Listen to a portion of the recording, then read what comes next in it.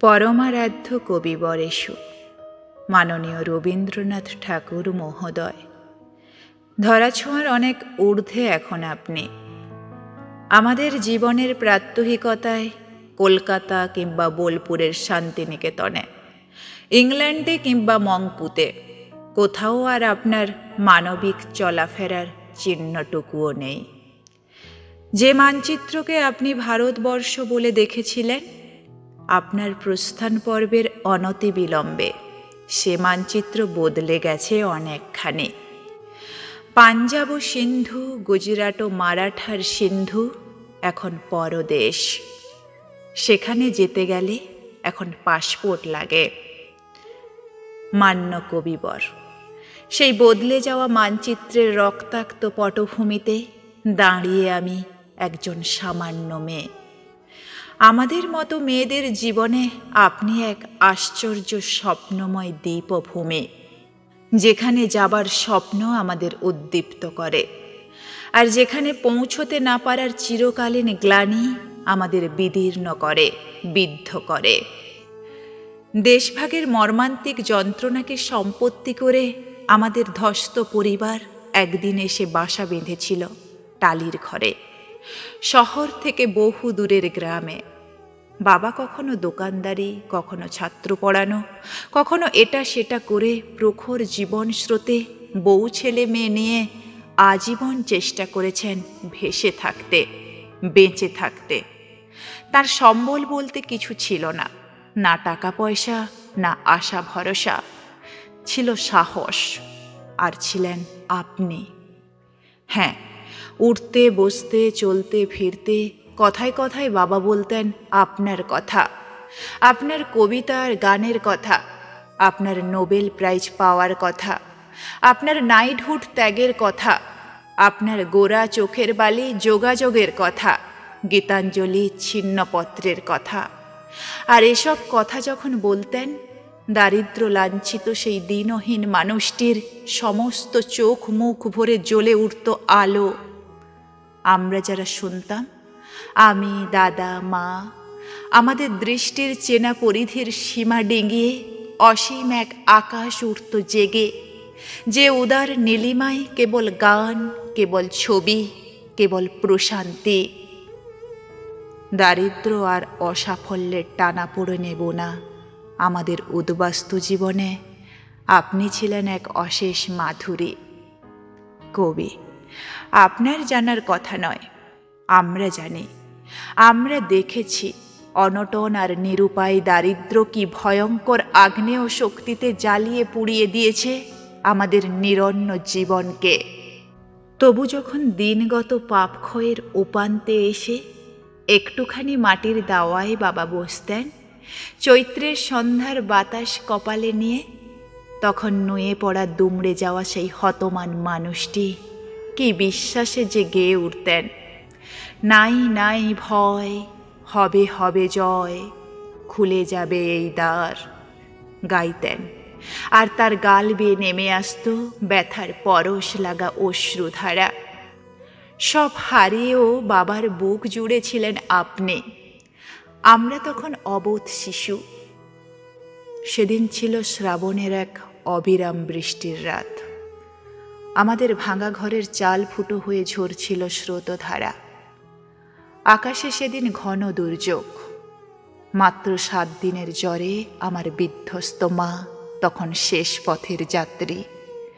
জ্বরে পুড়ে যাওয়া মায়ের গায়ে বাবা তখন হাত রেখেছেন একটু শান্তির স্পর্শ দিতে। চোখে জল। মা বললেন, ছেলেমেয়েরা রইল। বলতে বলতে মার চোখ বন্ধ হয়ে এলো। বাজ পড়ল কাছেই কোথাও। তীব্র আলোর ঝলক তুলে ঘরের প্রদীপ গেল নিভে। তারপর অন্ধকার। প্রবল বর্ষণে ভেসে যাচ্ছে সবুজ গ্রাম। হু হু করে বইছে ঝড়ো মাতাল হাওয়া।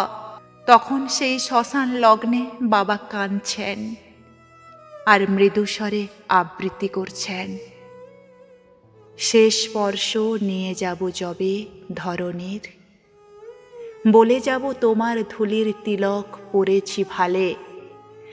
দেখেছি নিত্যের জ্যোতি, দুর্যোগের মায়ার আড়ালে।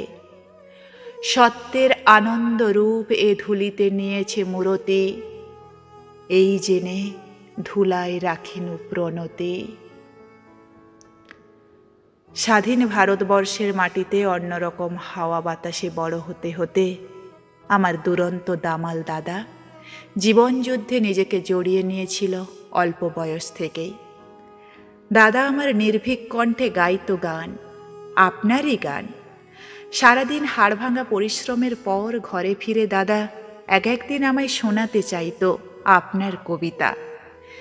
দৃপ্ত হিরণ্ময় কণ্ঠে সে আবৃত্তি করত, হে সুন্দরী বসুন্ধরে, তোমা পানে চেয়ে কতবার প্রাণ মোর উঠিয়াছে গেয়ে।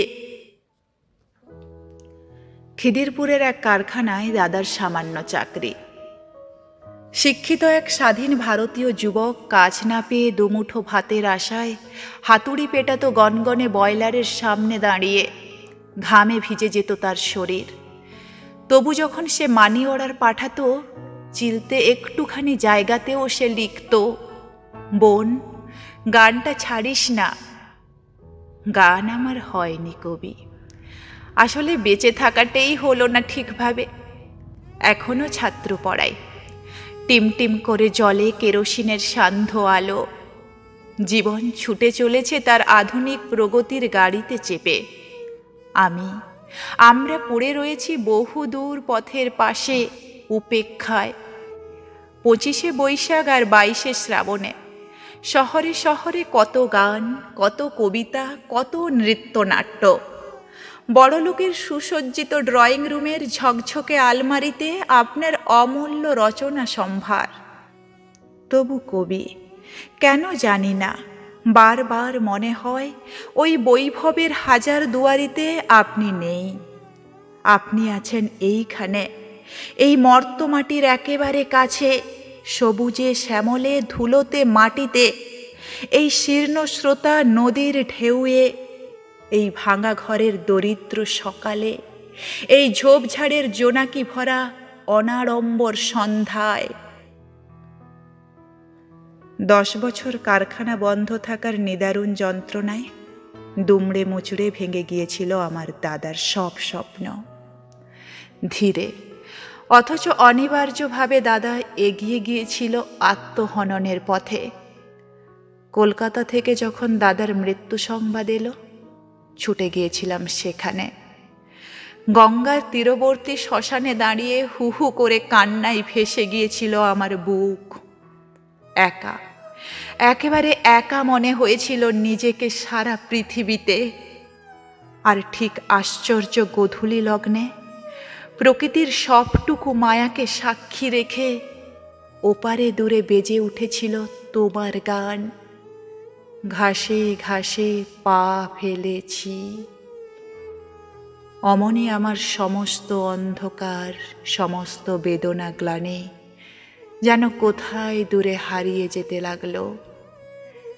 জীবনের কি এক আশ্চর্য বিশ্বাস তখন এসে স্পর্শ করলো আমায়। হু হু করা সে সন্ধ্যায় মনে আছে কবি, বুকের গভীরতম অনুভব থেকে গেয়ে উঠেছিলাম, আমার সুরগুলি পাই চরণ, আমি পাইনি তোমারে, দাঁড়িয়ে আছো তুমি আমার গানের পারে। কবি, আজও তুমি আছো, প্রতিদিন আছো এই হতভাগ্য দেশের অগণিত মানুষের চিন্তায় চেতনায়। আছো প্রতিদিনের দুঃখ সুখের ধস্ত দিন লিপিতে।